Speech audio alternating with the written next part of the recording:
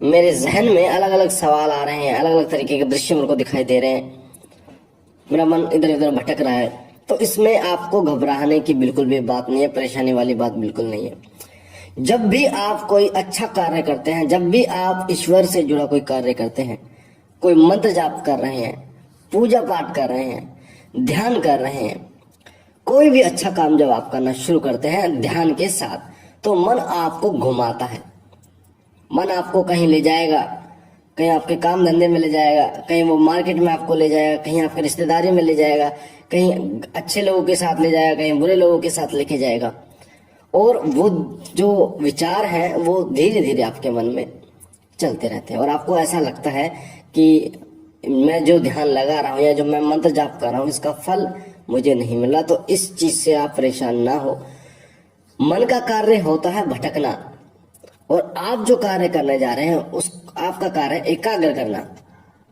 मन जब भी कार्य करता है जब शरीर आपका कुछ हरकत में आता है, यानी मन का कंट्रोल आपके शरीर पर तभी होता है जब आप उसकी बात को मानते हैं।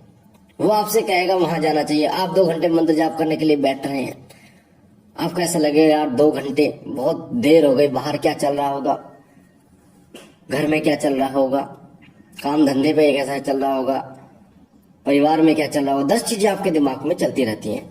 पर जैसे जैसे आप धीरे धीरे आप समय देना शुरू करते हैं, जैसे जैसे आप अपना ध्यान मंत्र जाप करना शुरू करते हैं, वैसे वैसे, क्योंकि जब आपका मन आपको खींचने की कोशिश करता है, आपका मन आपको वहां से उठाने की कोशिश करता है, आपका मन आपसे कहता है कि आपके पैर दर्द करने लगे, उठ जा, आपका मन आपसे कहता है आपकी रीढ़ की हड्डी में कमर में दर्द होने लगा, आप उठ जा, आपका मन आपसे कहता है कि इस काम में आनंद नहीं आ रहा, बाहर चल, बाहर जाके देख कितना आनंद है, बाहर क्या क्या हो रहा है, वो ऐसे आपको बोलता है।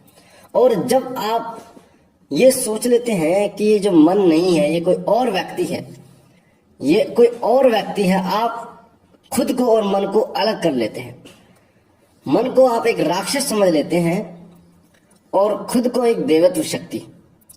जब आपका ऐसा मन करता है, वो कहता है आपसे कि वहां चल, तो इसका मतलब समझ लीजिए कि कोई राक्षस आपको बुला रहा, कोई भूत प्रेत आप उसे समझ सकते हैं, जो आपका अहित करवाना चाहता है, वो आपको अश्लील चीजें दिखाना चाहता है। जब आपके हाथ में फोन आता है तो अच्छी चीजें कम और गंदी चीजें, गलत चीजें वो आपको ज्यादा दिखाना चाहता है, आपके दिमाग में ज्यादा चीजें, गलत विचार आपके दिमाग में पैदा करने की कोशिश करता है। उस समय आपको ये सोचना है, जब आपके दिमाग में ऐसे विचार आए कि जो राक्षस है वो आपको गलत कार्य कराने की कोशिश कर रहा है, तो आपको नहीं करना, आपको नहीं करना, क्योंकि जब तक आप ये नहीं, दोनों को अलग नहीं करोगे, तब तक आपको समझ में नहीं आएगा कि जो कार्य आप करने जा रहे हैं, जो कर्म आप करने जा रहे हैं, वो सही है या फिर गलत है। जब आप मंत्र जाप करने के लिए बैठते हो 2 घंटे के लिए, तो आपको इस तरीके से बहकाता है। पर जब वो आपसे कहता है कि वहां चल, और वो खुद घूम घाम के आ जाता है और आप नहीं उठते, क्योंकि उसका वजूद खत्म हो जाता है जब तक आपका शरीर कार्य नहीं करता। मन का काम होता है आपको विचार देना, आपसे कार्य कराना, पर आपका शरीर, जब आप अपनी आत्मा की आवाज सुनते हो और आपका शरीर मन के हिसाब से कार्य नहीं करता, तो मन निष्क्रिय हो जाता है, मन आपके सामने समर्पण कर देता है। और ये एक बार में नहीं होता, आप सोचो कि एक बार में हो गया। इसके लिए आपको अभ्यास करना होता है, महीने 6 महीने का अभ्यास धीरे धीरे आपको करना होता है। तो आप देखते हैं कि आपका जो मन है, क्योंकि मन ही आपको भटकाता है, गलत कार्य कौन कराता है? मन कराता है। सबको पता है कि गलत है, गलत कार्य जो लोग करते हैं उनको पता है कि वो गलत है, फिर भी वो गलत क्यों करते हैं? क्योंकि मन वो लालच पैदा करता है। आज समाज में जितनी भी कुरीतियां फैल रही हैं, जितने भी गलत कार्य हो रहे हैं, वो सब किसी के कारण होते हैं। कोई नहीं करना चाहता, सबको पता है कि ये गलत है, किसी को मारना गलत है, किसी को तड़पाना गलत है, पर क्यों होता है? क्योंकि वो मन जो है वो गलत विचार पैदा कर देता है आपके मन में। तो जिस समय आप इन दोनों को अलग कर दोगे, आत्मा को और मन को, उस समय आप अपने मन पर विजय प्राप्त कर सकते हो। धीरे धीरे जब आप जितना ज्यादा समय मंत्र जाप में देते हो, 1-2 घंटे या ध्यान में देना जब शुरू करते हो, धीरे धीरे जब मन आपको भटकाता है और जब वो घूम घाम के आ जाता है और आपका शरीर नहीं हिलता, आपका शरीर आपकी आत्मा की आवाज सुनता है, उस समय मन ये सोचने पर मजबूर हो जाता है कि ये व्यक्ति जो है मेरे बहकाव में नहीं आ रहा। आपने देखा होगा बहुत सारे सीरियल, बहुत सारे फिल्मों में ऐसा होता है कि हमारे एक कंधे पर देवदूत बैठे होते हैं और एक दूसरे कंधे पर राक्षस बैठे होते हैं। ऐसा आपने कहीं सुना होगा, हमने बचपन में बहुत सुना था कि सीधे हाथ पे देवदूत बैठे होते हैं जो हमें सही दिशा दिखाते हैं, बताते हैं कि ये कार्य गलत है, ये नहीं करना, और दूसरे कंधे पर एक राक्षस बैठा होता है जो हमें बताता है कि गलत कार्य करना है। तो हमें देवदूत के जो है उसकी आवाज सुननी है, उसको और ज्यादा मजबूत बनाना है, नहीं तो ये जो राक्षस है ये उस पर भारी हो जाएगा। तो जब देवदूत शक्तिशाली बन जाता है तो राक्षस आपके सामने, राक्षस कौन है? वही मन, आपका राक्षस प्रवृत्ति का वही मन, वही राक्षस फिर आपके सामने आत्मसमर्पण कर देता है और बोलता है कि अब मैं और नहीं टिक सकता इसमें। जिस तरीके से बुराई अच्छाई के घेरे में नहीं रह सकती, बुराई को घुटन होती है अच्छाई के घेरे में, उसी प्रकार से ये जो मन है, राक्षस प्रवृत्ति का जो मन है, जब ये देखता है कि आप इसकी बात नहीं सुन रहे हो, ये जो कराना चाह रहा है वो नहीं कर रहे हो, तो ये इसको घुटन होने शुरू हो जाता है और फिर ये आपको छोड़कर चला जाता है। और वो समय आता है जब आप धीरे धीरे ध्यान करना शुरू करते हैं, धीरे धीरे मंत्र जाप करना शुरू करते हैं और अपने सकारात्मक देवत्व को और ज्यादा जागृत करते हैं, उसको बलशाली करते हैं, उसको और ज्यादा बलवान करते हैं। इसलिए जो हमारे ऋषि मुनि हैं, जो महात्मा लोग हैं, वो एक स्थान पर कई कई घंटे बैठे रहते हैं। वो क्यों? क्योंकि वो अपनी देव शक्ति को इतना मजबूत कर लेते हैं, वो अपने मन को मारना शुरू कर देते हैं।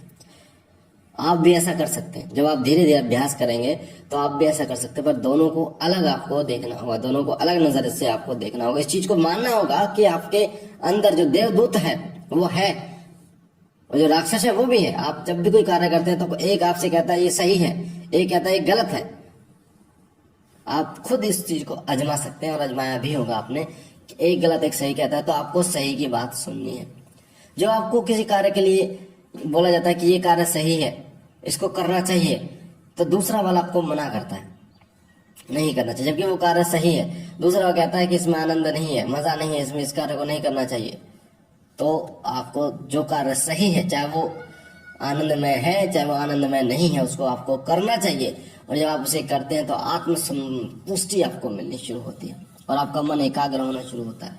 आपका जब मन एकाग्र होता है, जब देव शक्ति प्रबल हो जाती है, तो उसके बाद आपको राक्षस प्रवृत्ति नहीं घेरती, आपको गंदे विचार नहीं घेरते, आपको अश्लील विचार नहीं घेरते, आपको आस पड़ोस के विचार नहीं घेरते। ऐसे ऐसे भी लोग हैं अभी के जब आप ध्यान पर बैठते हैं तो डीजे चला दो व्यक्ति के सामने, बंदा हिलेगा नहीं, ध्यान इतना प्रबल हो जाता है।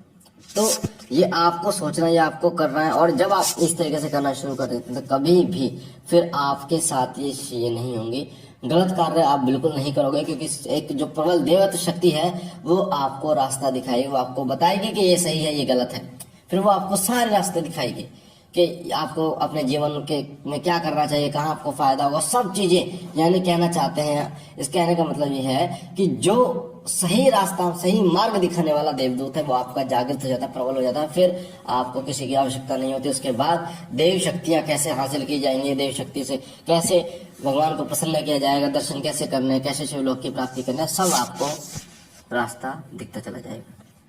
तो ये जानकारी थी मन को कैसे आप एकाग्र नियंत्रण कर सकते हैं। मुझे आशा है ये जानकारी आपको पसंद आई होगी। अगर आप पहली बार हमारे चैनल पे हैं तो वीडियो के नीचे जो लाल कलर का बटन है सब्सक्राइब का, उसे दबा के चैनल को सब्सक्राइब कीजिए।